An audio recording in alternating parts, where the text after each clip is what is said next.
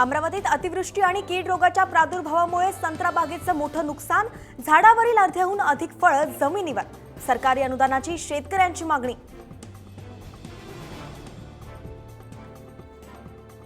राष्ट्रवादीचे नेते बाबा सिद्दीकींची प्रकृती खालावली. लीलावती रुग्णालयात केलं दाखल. फूड पॉइझनिंग झाल्यानं 2 दिवसांपासून प्रकृती ठीक नसल्याची माहिती.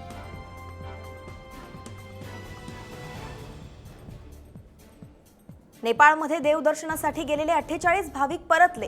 बस दरीत कोसळून 30 भाविकांचा झालेला मृत्यू, 16 जखमी.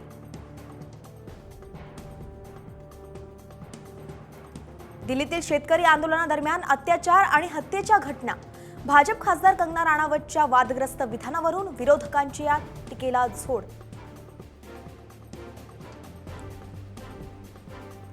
यूपीएस मधील यू म्हणजे मोदी सरकारचा यू टर्न.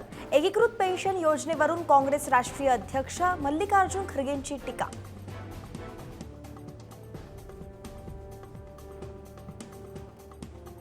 म्हाडाच्या घरांच्या किमती कमी होणार. म्हाडाचे उपाध्यक्ष संजीव जयस्वाल यांची माहिती.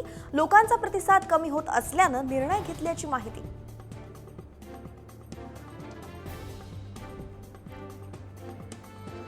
कृषी पदवीधर प्रक्रिया लांबणीवर पडण्याची शक्यता.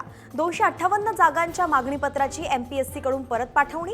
स्पर्धा परीक्षार्थींच्या प्रतीक्षेत वाढ.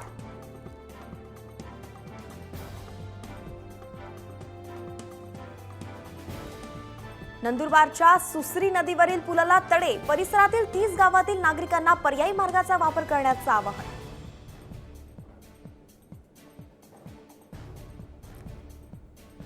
रत्नागिरीतील अणुस्कुरा घाटातील वाहतूक 2 दिवसांनंतरही ठप्पच. दरड हटवण्याचा प्रशासनाकडून युद्धपातळीवर प्रयत्न.